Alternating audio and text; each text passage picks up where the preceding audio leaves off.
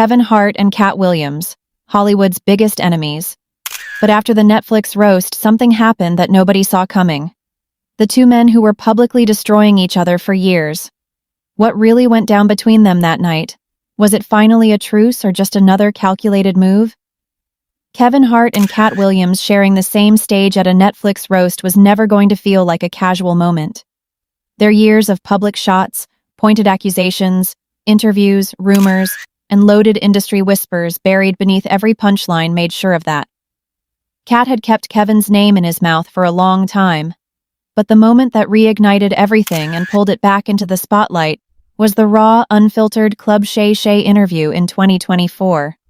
I am offering you an olive branch of peace. I want to be a brother. I want to be a friend. Katt, I want to move on. Can we move on, man? Can we move on? That interview exploded across the entertainment world because Katt arrived with zero filter and a clear agenda. And Kevin Hart was sitting directly in the crosshairs.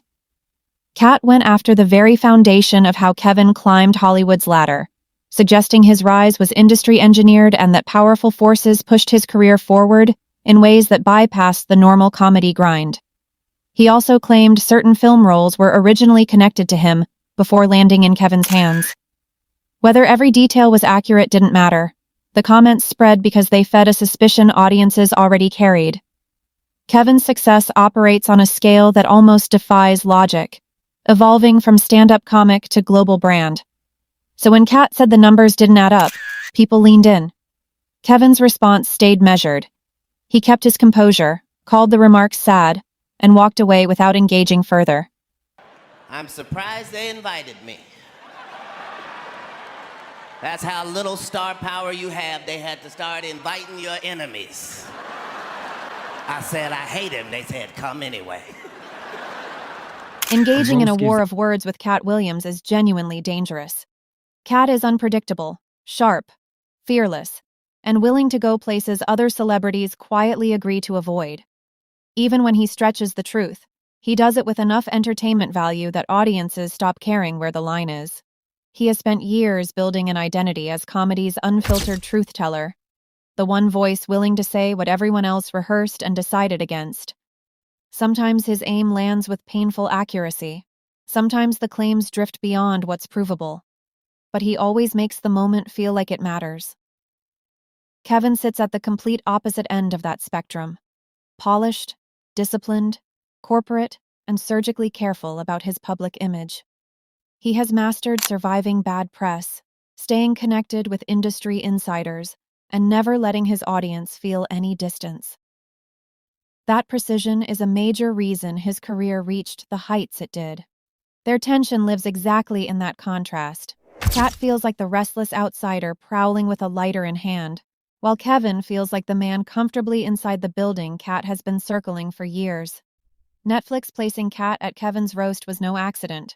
It was a calculated provocation, and the audience arrived already loaded with context, ready for it before Katt even opened his mouth. In 15 years in Hollywood, no one in Hollywood has a memory of going to a sold-out Kevin Hart show, there being a line for him ever getting a standing ovation at any comedy club. He already had his deals when he got here.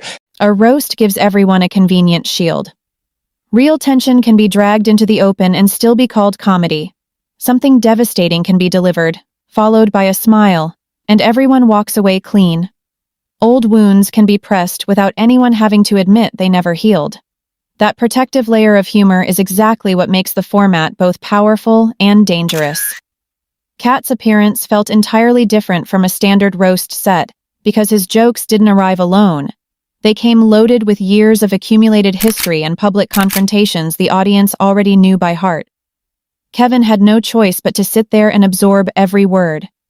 When you agree to be roasted, you sign a silent contract accepting that the sore spots are fair game.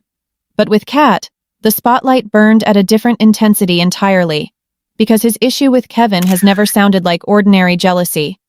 Even when his arguments stretch beyond provable territory, they speak to something real.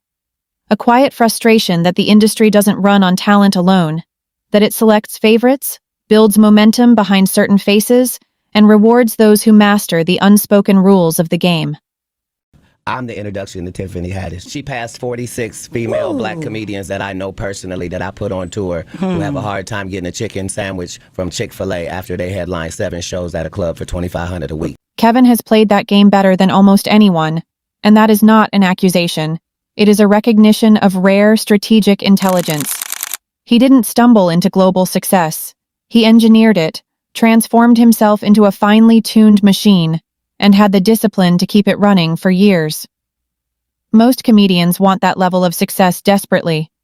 Very few can handle the pressure, scrutiny, and personal sacrifices that come silently attached to it. Katt's entire appeal is built on rejecting that machine. He feels volatile, unpredictable, like someone who might say the exact thing everyone else in the room was warned never to touch. That energy is its own kind of power. Why one Katt Williams interview can create more chaos than an entire press tour. Netflix knew exactly what they were doing placing these two together. They were selling the tension as the main event. Modern comedy is wired for this. Old beef becomes clips. Clips become debate.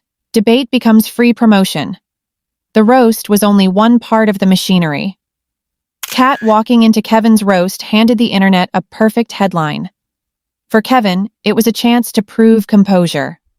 For Katt, it was a rare opportunity to stand directly in front of his target and say everything he could fit inside the boundaries of a roast. Even when you think about Katt Williams on Club Shay Shay, a lot of people thought you threw shots at him first and he was replying back. We were promoting Night School, and Tiffany was affected by some of the things he said. And it was more of a The greatest roast jokes land hardest because the audience already carries the story underneath them. The punchline is only the surface. The history gives it real weight.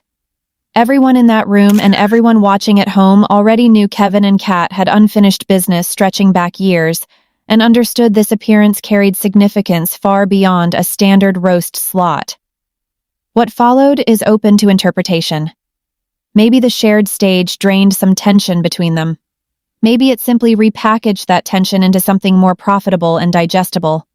Or maybe, and this feels most likely, both men walked away with a quiet understanding that their conflict is worth far more as entertainment than as a real war. A genuine fight has a winner and a loser. A running rivalry has a revenue stream. Either way, the moment delivered exactly what it promised. Katt got his long-anticipated Kevin Hart moment. Kevin got to prove he could absorb every shot, hold his composure, and walk out of that room completely in control.